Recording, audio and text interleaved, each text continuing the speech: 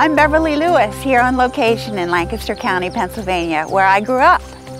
I want to take you on some behind-the-scenes glimpses into the inspiration behind my stories that I love to tell, and also to show you why I write and why I have the passion for what I do. This is the little two-bedroom house where my sister and I shared a bedroom, and we grew up here, and I was constantly writing. I wrote, kept a diary for over a year when I first discovered that my mother had inoperable cancer. And those excerpts from that particular journal are published in my book, The Sunroom. I also wrote this very long short story, which is an antique now, actually 77 pages. It was my first big project. This is also the house where my mother shared intimately with me about my courageous grandmother, Ada Buckwalter, who was excommunicated from her Old Order Mennonite church and eventually shunned when she married a preacher man instead of the farmer her father had chosen for her. The Shunning, my first novel for adults, was loosely based on my grandmother Ada's shunning. My sister and I love to make up plays and write short stories and poetry. Our goal was to make my mother smile because she was in so much pain from her surgery and from her illness. Much like the sisters in The Little Women, my sister and I were constantly entertaining and doing plays for her. And those trees right over there, I often just sat right under them for hours, writing and writing until my mother would call us in for supper. This is the steepest hill known to man or woman. Actually, I thought that when I was a child. And it truly was a very exciting day when I decided that, you know, if we could sled down this hill and we could bike down this hill, why couldn't we go down in a wagon? And so I pleaded with my cousin Joyce, and we made a running leap here and ran as fast as we could, jumped into the wagon. I was unable to negotiate the turn at the bottom, saw a car coming, saw my whole future life pass before me, and we rolled. Our bodies flew, and we really were bruised and battered. But when my father came running to help us, I felt as though the Lord had permitted us to survive.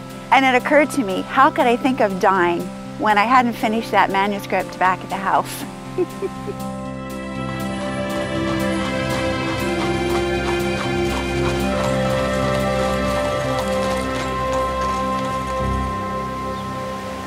These are the very steps that I sat on every day after school waiting for the school bus. And not ever one to want to waste any time. I was either reading these childhood books, my favorites, or I was writing my serious stories and my silly poems. And I was also very much of a people watcher. I would study how my classmates interacted with each other, not just looking at their eye color, their hair color, or the set of their jaw, but seeing how their inflections interacted with what they were saying and their mannerisms. Since it's a windy day today, this is perfect. I wrote a poem called The Windy Day back when I was 11 years old. It goes like this. It's windy outside today. The trash cans have blown away. That beast was a fright all through the night, and some lines are down, they say. Grapefruit halves lie here and yon, and sports cars that were parked are gone. There's sand in my eyes. No girls look at guys. It's not even safe to yawn.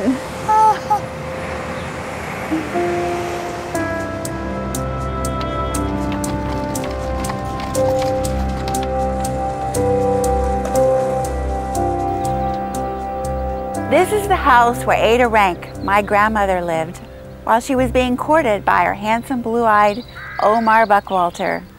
Her father, Amos Rank, my great-grandfather, was very much opposed to the romantic interest between Omar and Ada and intercepted their love letters. Here are some postcards that managed to slip through the cracks when Omar put two and two together and began sending his correspondence to another relative, who in turn slipped them to Ada. Ada was a woman of profound faith, and she loved to whistle hymns while she worked in the barn. Her mother told her one time that a whistling woman was certainly not a righteous one, but that didn't stop Ada from whistling. Even on her wedding day, she whistled in a worship to God. Because of this courageous move on her part, the whole vast branch of the family tree began serving the Lord in many ways. Of her 8 children, there were missionaries and evangelists, preachers, deacons' wives. My own mother, next to the youngest of Ada's children, married a minister as well. And I remember often during the summertime when my father would have tent meetings or revival meetings, the Amish courting couples would come and stand in the perimeter of the tent, and they would look in. You could see that they were hungry and eager to know more about the Lord. As one of Ada's many grandchildren, I am a recipient of a spiritual heritage and her devotion to God. Oh look, there's the inscription my grandfather put.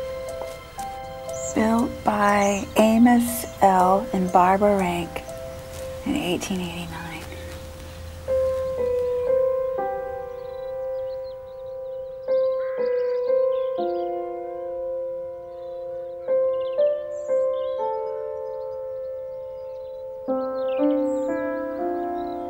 My grandfather, Omar Buckwalter, lived in this stone house and grew up here until he left in his late teens to attend a New York Bible school to become a minister with the Christian and Missionary Alliance Church.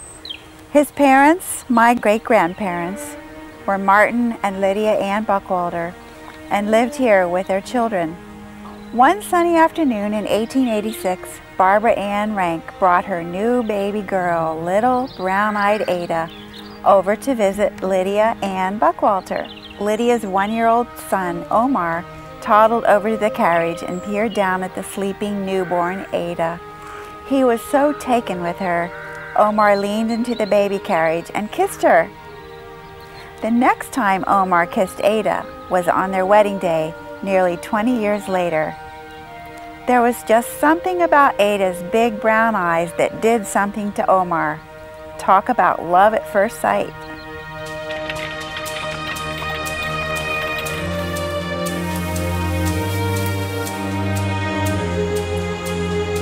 So here we are at Neff's Mill Covered Bridge, built in 1824. It's the narrowest bridge in all of Lancaster County.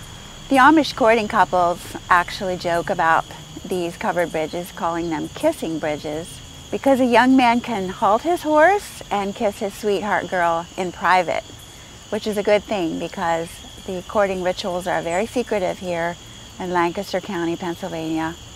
My father, who was not Amish, often liked to park our car just briefly. My sister and I would giggle and he would give my pretty mother a kiss in the middle of the bridge.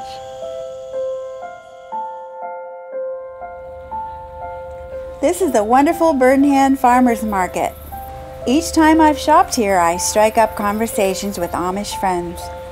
Don't paint us too perfect, because we certainly ain't, one of my Amish friends has told me with a grin on her rosy cheeks.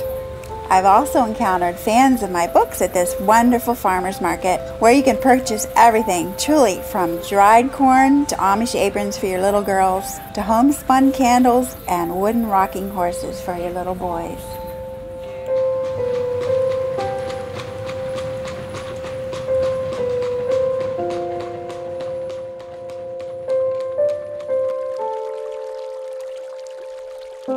This is the magnificent Hunsecker Mill Bridge. My family and I have driven through it many times, more than I can count. The bridge has been flooded and washed away by the mighty Conestoga River numerous times since its original construction in 1843. I have many letters from readers who have admitted to having driven all across the U.S. just to see this magnificent bridge, especially teenage girls who so love my Summer Hill Secret series. This is the very spot where handsome young Levi Zook takes a shine into his Englisher neighbor, Mary Hanson. Mary wonders why her heart pitter-pats at his invitation, but she agrees to go riding in his courting carriage, despite her knowledge that the Amish call these bridges kissing bridges.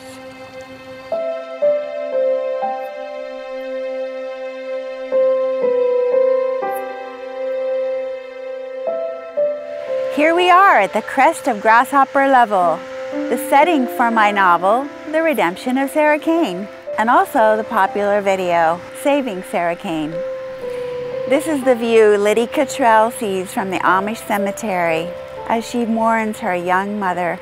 This is also the view that Jonas Mass sees as he returns from visiting his sweetheart girl, Leah Ebersol, just up the way in Gobbler's Knob in the Abram's Daughters series.